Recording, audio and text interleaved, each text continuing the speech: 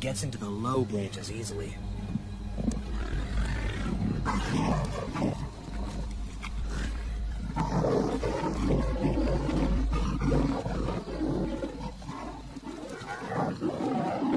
Cornered. The mother has no option but to meet her fate on the ground.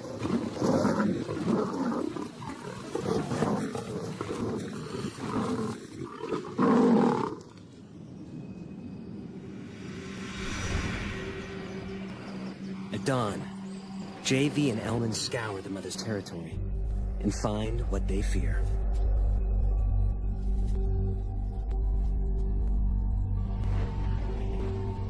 Their leopard, brutally injured, dying.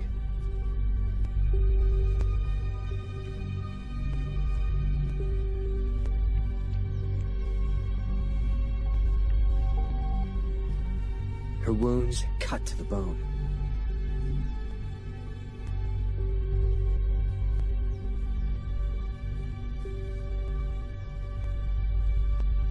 They watch as life slips from her torn body, and their window into the world of leopards closes.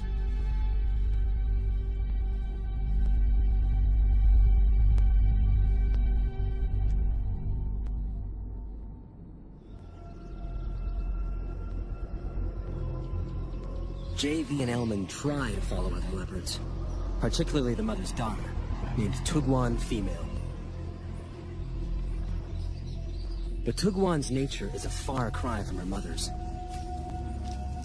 She's temperamental and aggressive, and they track her with extreme caution. So when they see her leave to hunt, they recognize a rare opportunity to get down to her den and see if she has cubs.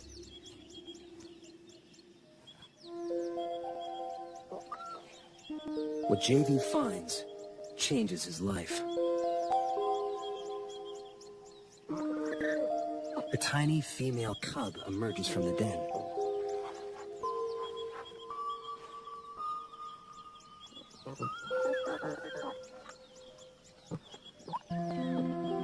It's Manana, 10 days old.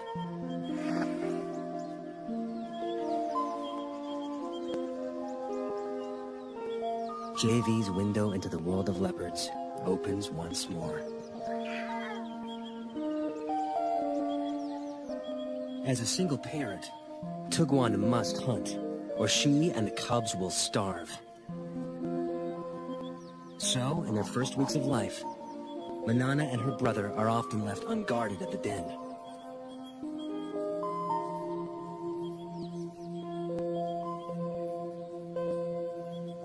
Lions and hyenas kill the offspring of other predators to eliminate the competition, and unguarded leopard cubs are soft targets. But the dense bush and cavernous rocks of the Tugwan riverbed protect this den like a fortress, allowing Manana and her brother to hone their skills in relative safety.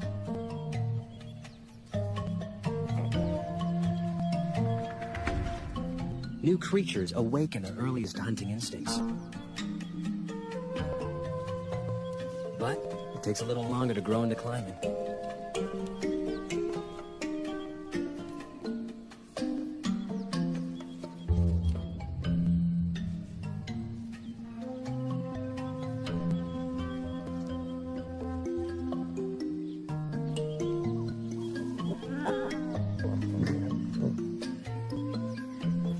But practice makes perfect, and soon the trees become their preferred playground. And everything in them, fair game.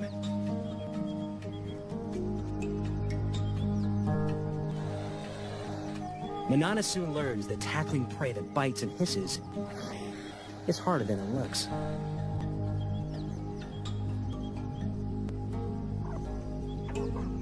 She heads down after easier prey.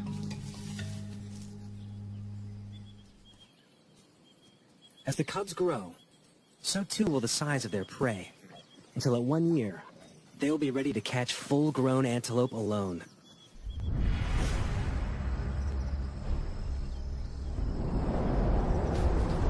As adults, the treetops of Lundalozi will become their domain. The dense woodlands are perfect leopard habitat, abounding with a diversity of prey.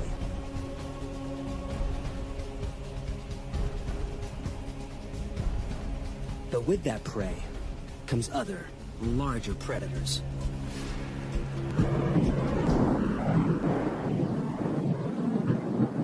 Manana learns early in her solitary adult life that catching prey is only the first hurdle. Keeping it is always a far tougher task.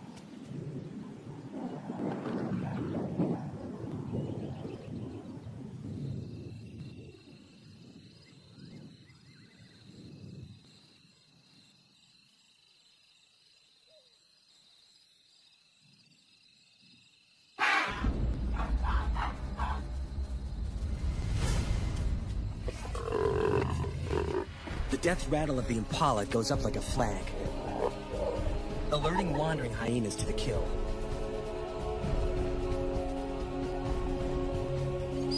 They'll stop at nothing for a free meal, and with a bite that can crack bone, they make deadly enemies.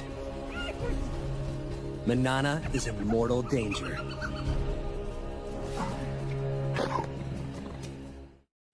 Seconds after Manana makes the kill, spotted hyenas surround her. Alone and outnumbered, she can't afford to fight.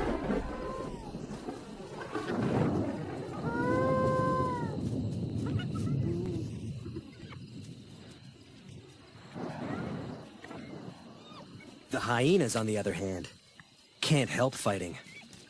A strict hierarchy does feeding. With so many mouths, underlings must be kept out by force. Soon, the feeding frenzy turns into a riot, allowing Manana to sneak in and steal back her carcass.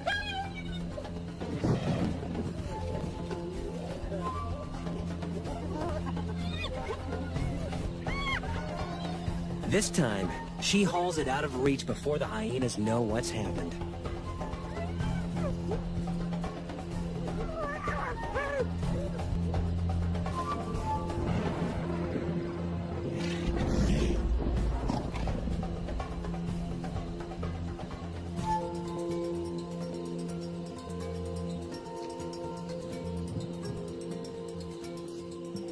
She eats her fill while she can, but hyenas are relentless.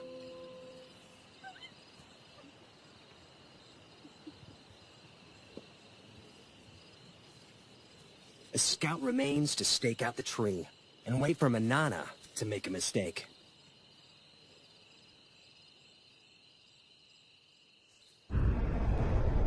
Leopards inevitably lose kills to predators. But when Manana bears her first litter, the stakes change.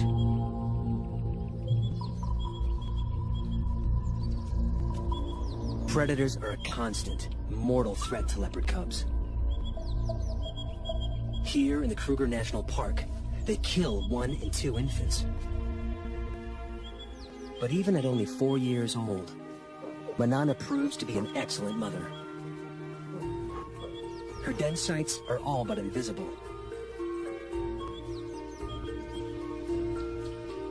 She moves the cubs every few days to keep the predators guessing.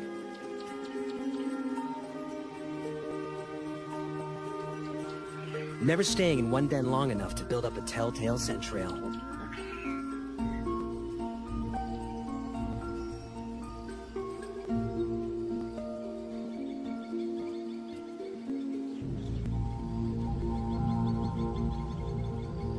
But there's one enemy that Manana cannot outwit. And JV knows it all too well.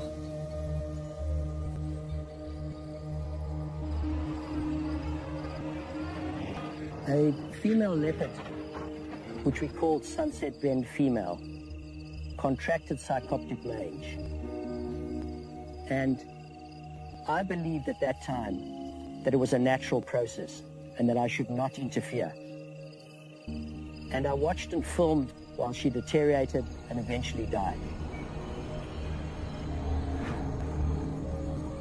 in filming her body, I realized I had it within my power to save her life, and I'd let her go.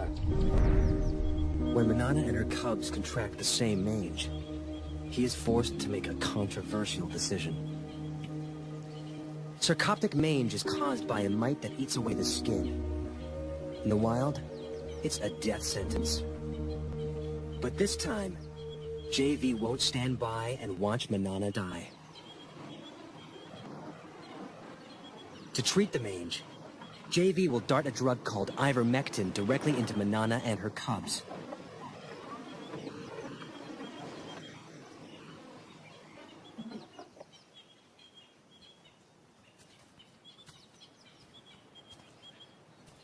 Elman tracks Manana to a dense grove of trees. One cub is on the ground below. The other in the low branches. They must move fast. The darts will hurt. Manana may see it as an attack on her and the cubs, and fight back.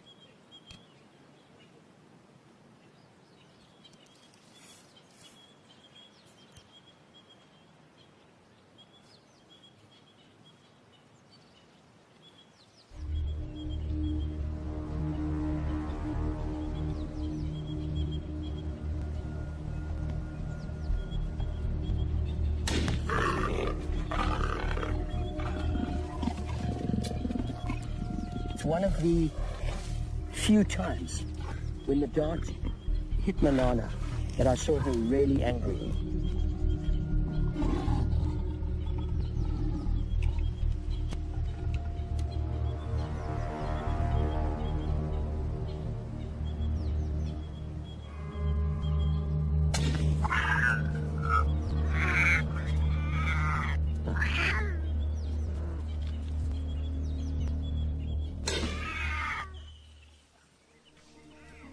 The risk is worth it.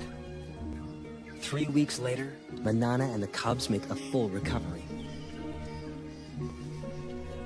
JV's intervention gives Manana another 14 years of life. And her cubs survive the ordeal to become some of Lundalosi's most successful leopards. But Manana's next litter is not so lucky. A new threat terrorizes her territory. Male leopards. Territorial males kill cubs that aren't theirs so that females can bear their cubs instead. When two competing males invade Lundalosi from either side, it turns into a killing spree, as they repeatedly destroy each other's offspring. After losing 2 consecutive litters, Manana makes a move to end the slaughter. She seeks out one of the males and entices him to mate.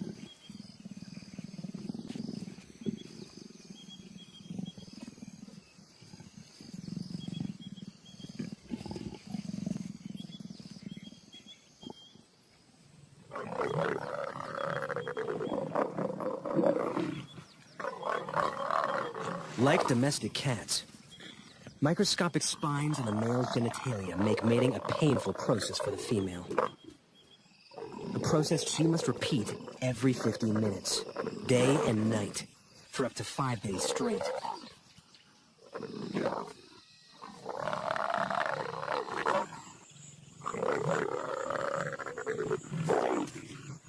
The repeated couplings force Manana's body to ovulate and help to ensure conception.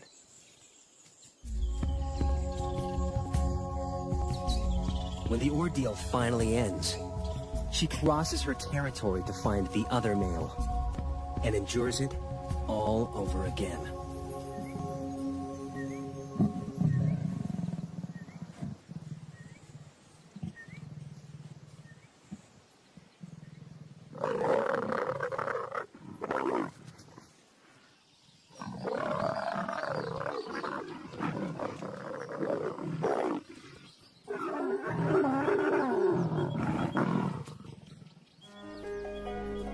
By mating with both males, Manana deceives them into thinking the resulting cubs will be theirs. It's an extraordinary strategy that only a few leopards have ever been seen to employ. And it pays off. 3 months later, she has a single tiny cub.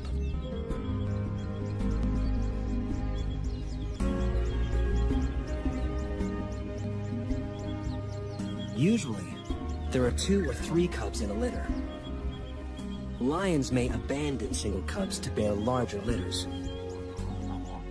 But Manana chooses to keep this only child.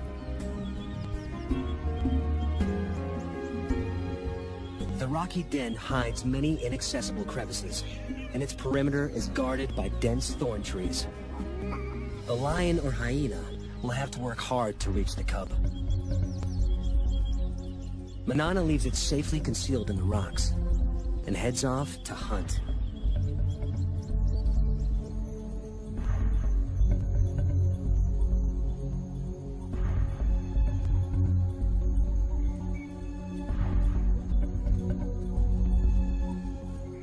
But today, Manana's not the only predator on the prowl. There's one killer that can breach the den's defenses. And it's moving in, whilst Manana's attentions are elsewhere.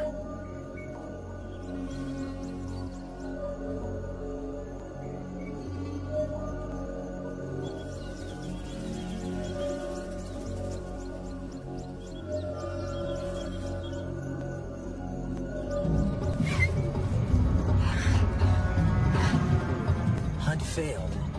Manana heads home.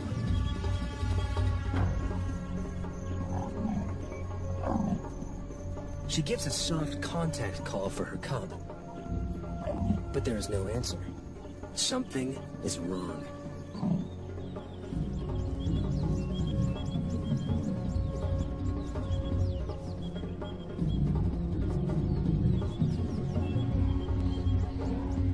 It takes only a second to recognize the killer. An African rock python, swollen with a cub-sized meal.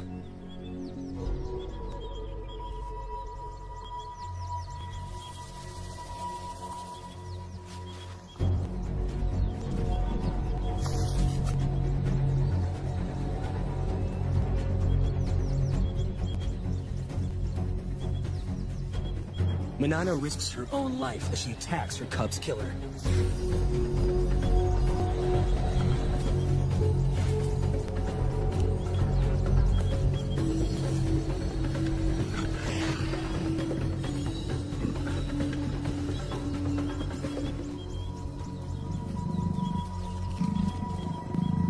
The python retreats into the thorns.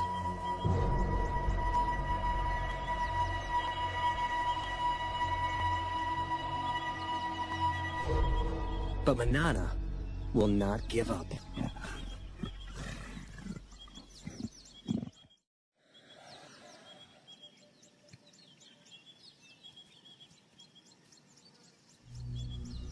For 3 hours, she lies silently, staking out the python's cave.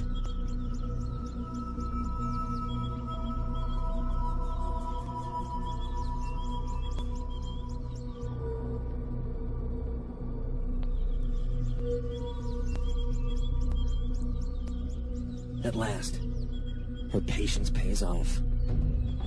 The injured python finally makes a move. Manana is ready for the next round.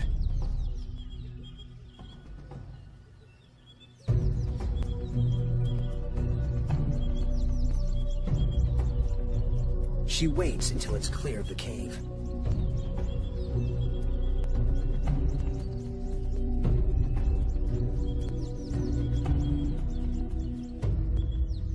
But there's no battle. A built-in reflex forces the snake to relinquish its hard-won meal. Under stress, pythons regurgitate their prey to shed the extra weight for a speedy escape.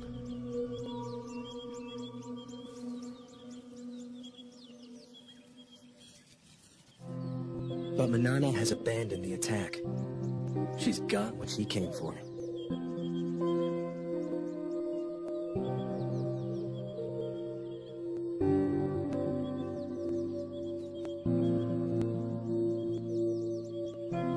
After the python disgorged her cub, I thought Manana would go after that python and kill it. But there was no act of revenge. All she wanted was her tiny cub back. We tend to think of leopards as instinctive and animals without emotion.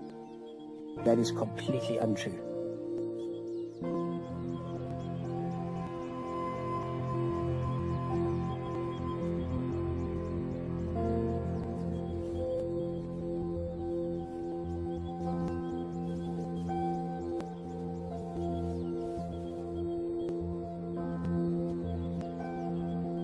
Manana carries the body away from the den and begins to consume it.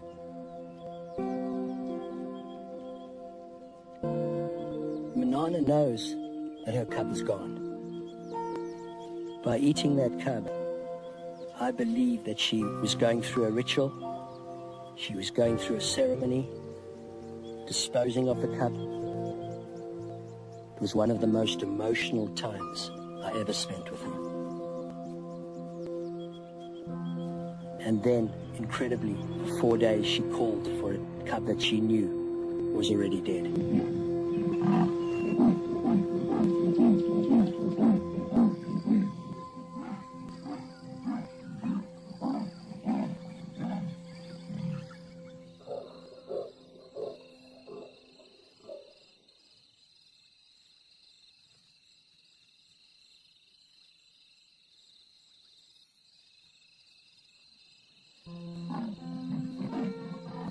As a filmmaker, it's hard to just turn your camera on and capture the scene because it cuts very, very deep.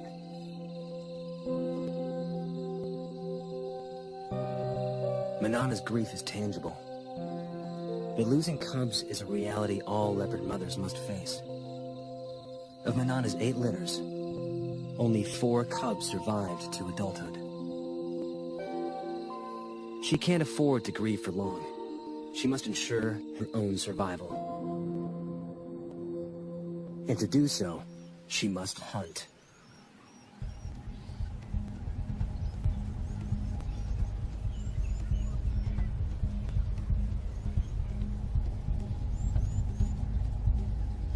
Her 15-meter vantage gives her a bird's-eye view on potential prey.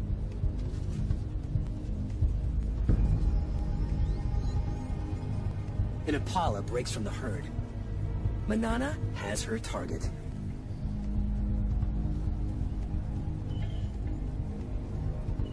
Now, it's all down to timing.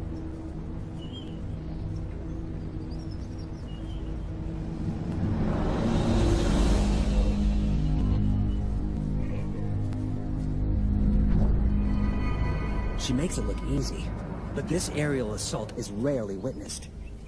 It takes a perfect set of circumstances.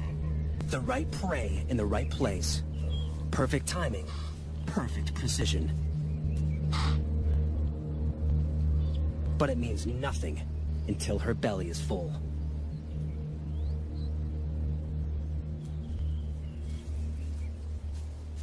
She needs to get the kill off the ground quickly. But even the trees aren't always safe.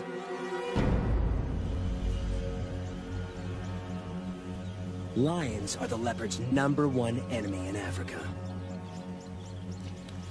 They're 3 times their size, and unlike hyenas, lions can climb.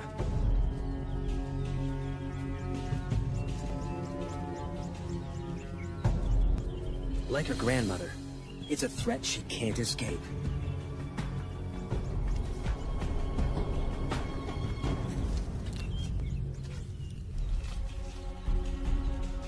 Manana retreats to the highest, thinnest branches, and watches as she loses yet another kill. To defend it would be suicide.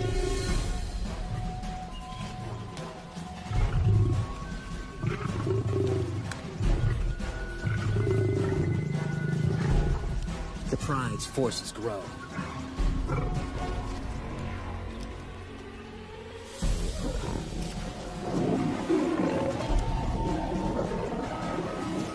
But numbers are not always a strength. In hungry pride, every scrap of meat must be fought for.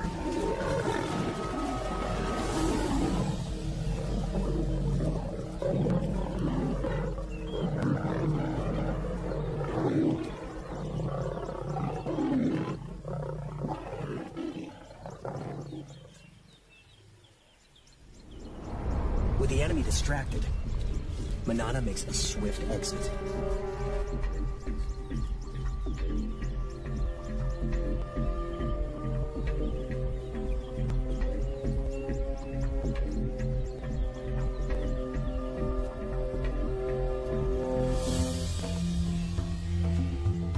Barely is one opportunity lost, then another presents itself. A cheetah is on the hunt. They may look similar, but the cheetah is a very different animal to Manana. They're matched in weight, but the cheetah's long, streamlined body is built for speeds of over 100 kilometers an hour.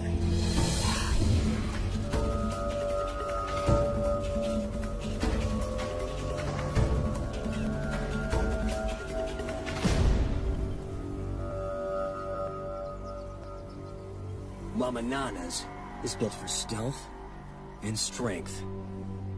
This is one opponent Manana can intimidate.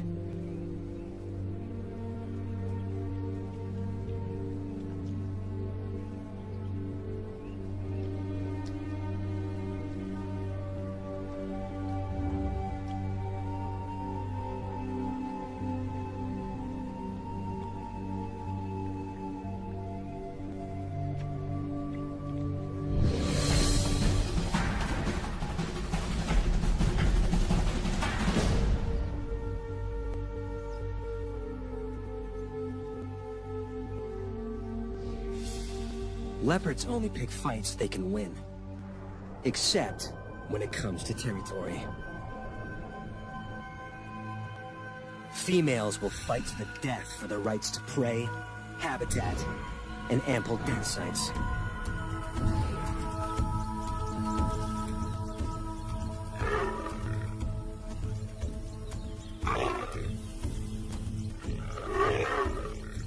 In her prime, Manana is a formidable opponent.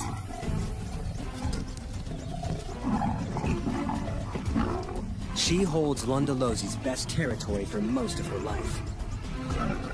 But keeping it means fighting often. And risking severe injury.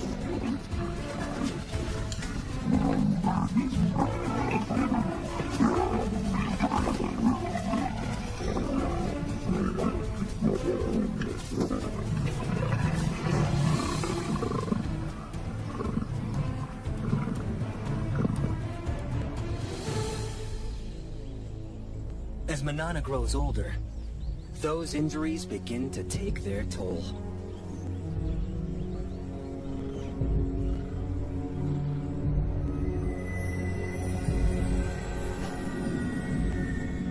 She's now an old leopard of 16. She's lived more than 4 years longer than most wild leopards, and her body is shutting down. She can no longer afford to fight for territory.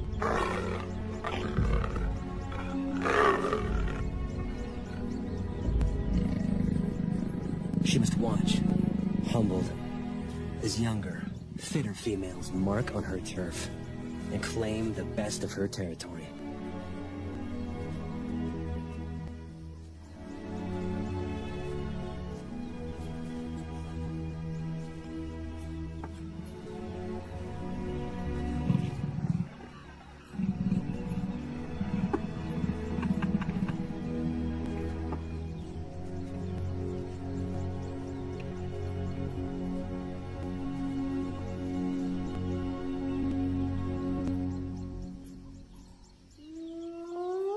A familiar whoop gets her attention.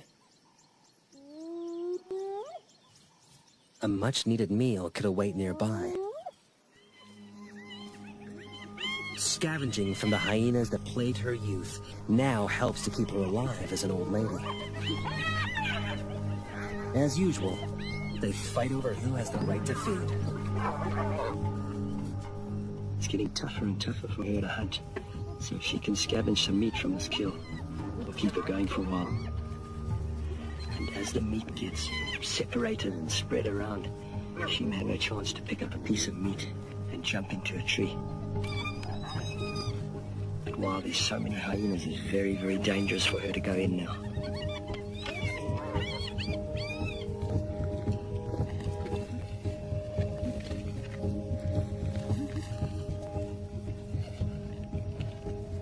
She walks a dangerous tightrope.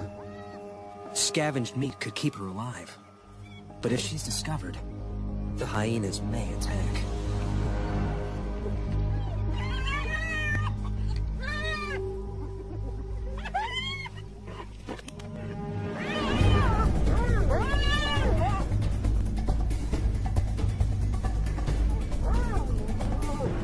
She's safe in a tree, but she's trapped. The hyenas will show no mercy if she comes down.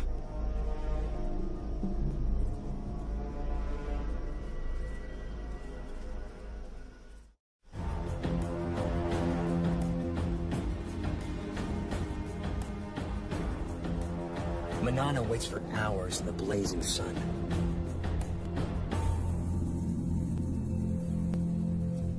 Until the hyena matriarch makes off with the last of the carcass. With the hyenas fat and fed, it's safe to come down at last.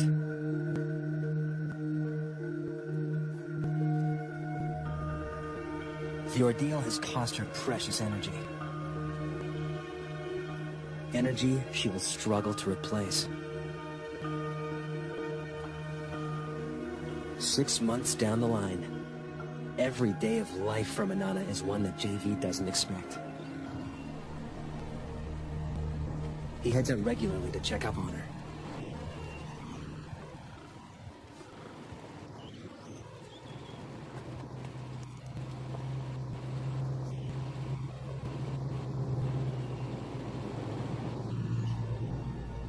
She's in the treetops, and she's seen something. She'll eat anything she can catch now, no matter how small.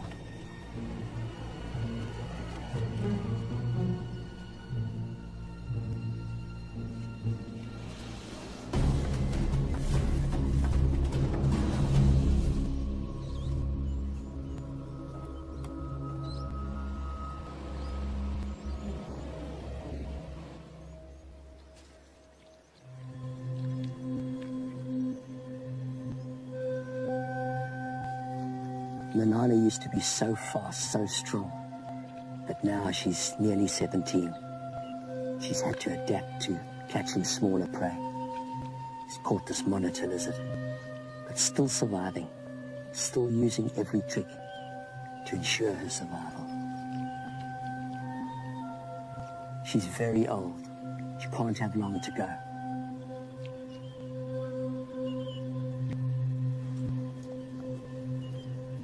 JV moves to sit with her, perhaps for the last time.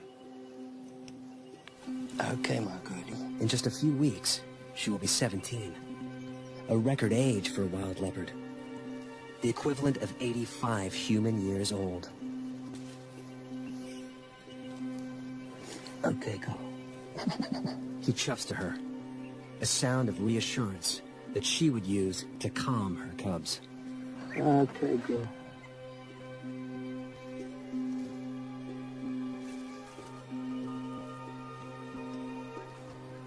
Okay, girl.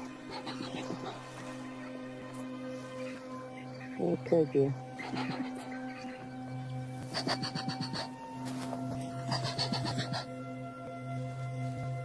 He does not fear her, nor she him. They have earned each other's trust.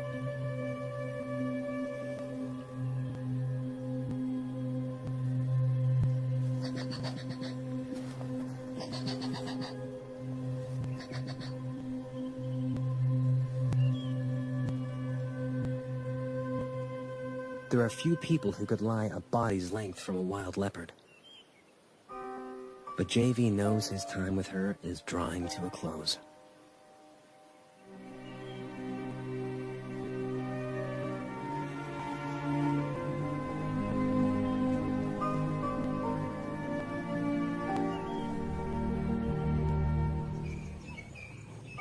Soon the day comes where JV no longer finds Manana anywhere in her territory.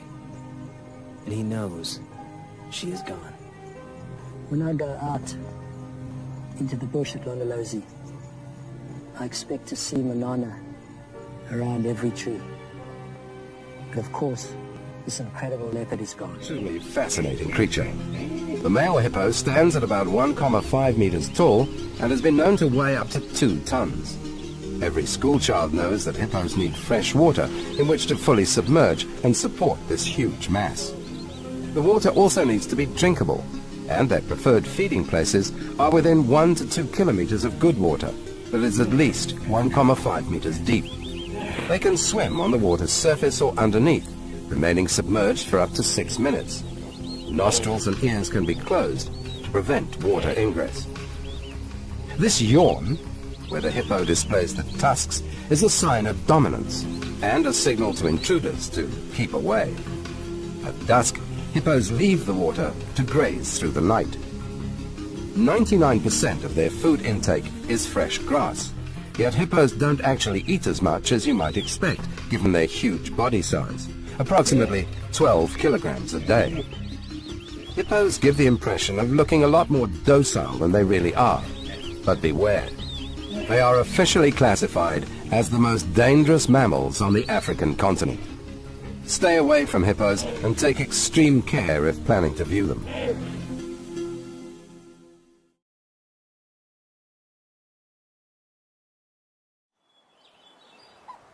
Male giraffes in the southern African lowveld stand at 5,5 meters at head height. They are larger than the females and have 2 felt-like horns which are thicker.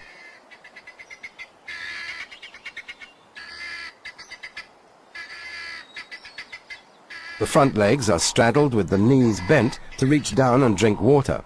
In this position, the giraffe is very vulnerable. They only drink if water is available, but can survive without it. The mother stays closely protective of her calf. This mother-child bond lasts until her next calf is born, and the maturing calf has learnt the life skills needed to survive. Young giraffe are regularly killed by lions. Only about half survive their first year.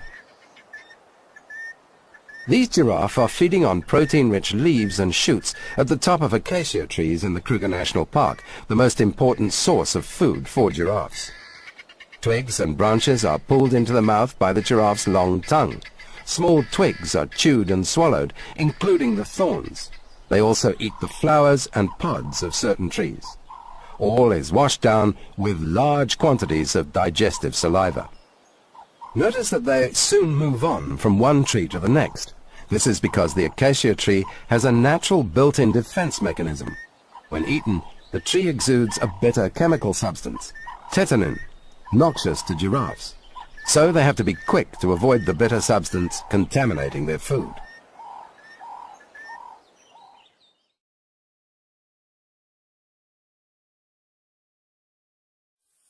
The gemsbok, with its characteristic long horns and 3-colored hide, is a desert animal, adapted to survive in regions without surface water. They're commonly found across Namibia and Botswana. These gemsbok are filmed in the Kalahari. Gemsbok obtain their water by digging for bulbs, tubers, roots, and desert fruit. They graze principally at night, when their body temperature is cooler and the moisture content of the grazing is higher. Both males and females make full use of their long, sharp horns for fighting, to demonstrate dominance. In contests, bulls sometimes stab backwards over their shoulder, puncturing their adversary with their tips. The horns are also used for defense, slashing against their predators, such as hyena.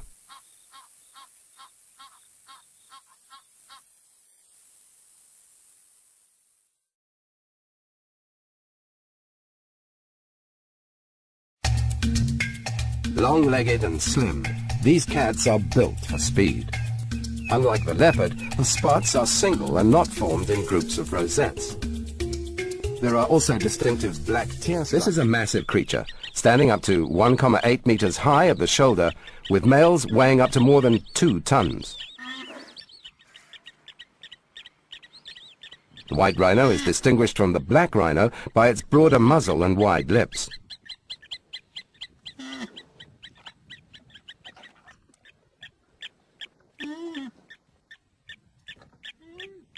Here is a female with her calf typically at her foot.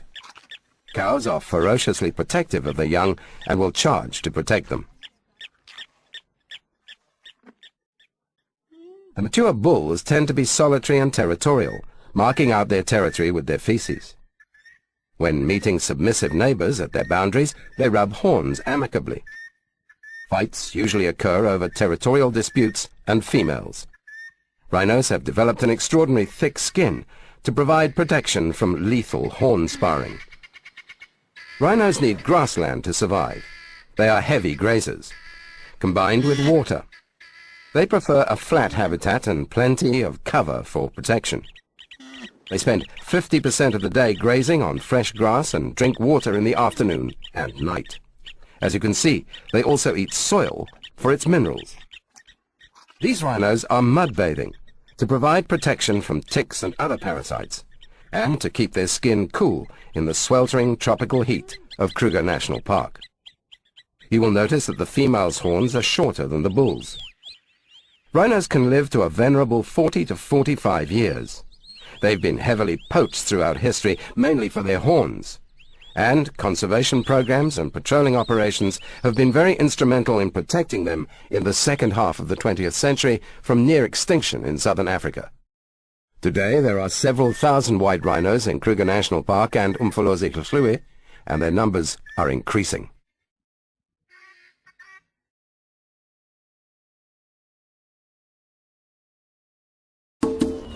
The other cat of the big five, the leopard's distinguishing black spots, are grouped in clusters of rosettes, unlike the cheetah's jewel spots.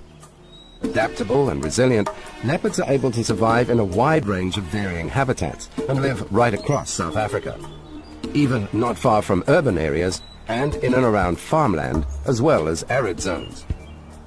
This leopard, filmed in the Kruger National Park, has taken its prey high into a marula tree to eat it without being harassed by scavengers.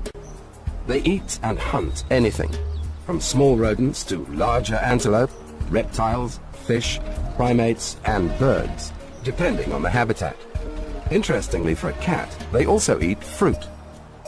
They hunt principally at night, but during daytime too, especially where good cover is afforded, by stalking to within 10 meters of the prey, followed by a short chase and a pounce to kill, delivered by a bite to the skull, neck, or throat. The leopard is a solitary cat, unlike the lion. Both sexes mark out a territory with urine. The male's territory overlaps the female territories, allowing him privileged access to the females for mating, and vice versa, the female's access to the male's food.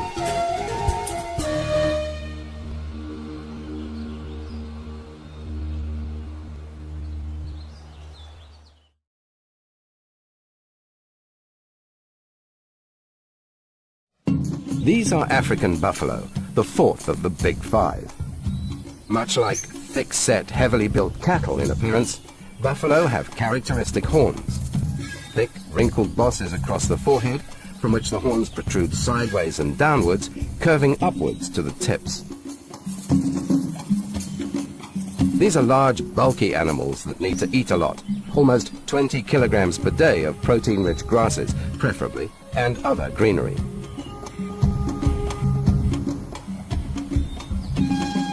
Buffalo are sensitive to heat and need plenty of water. Here they are enjoying a watering hole, drinking and wallowing to cool off in the afternoon heat. They often need a drink twice a day and need habitats that have plenty of rainfall.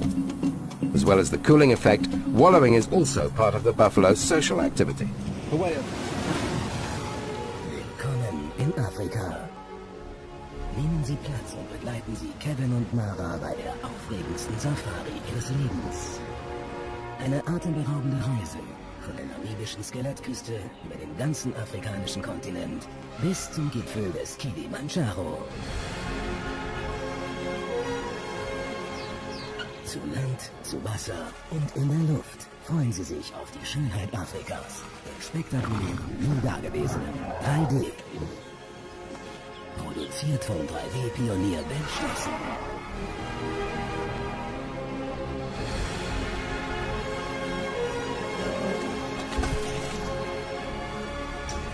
Und vergessen Sie nicht, nachts Ihr Zelt zu schließen. Dieses 3D-Abenteuer wird die aufregendste Reise Ihres Lebens.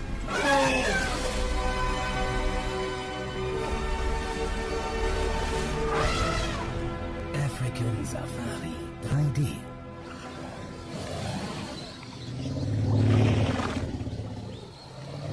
Entdecken Sie Afrika hautnah.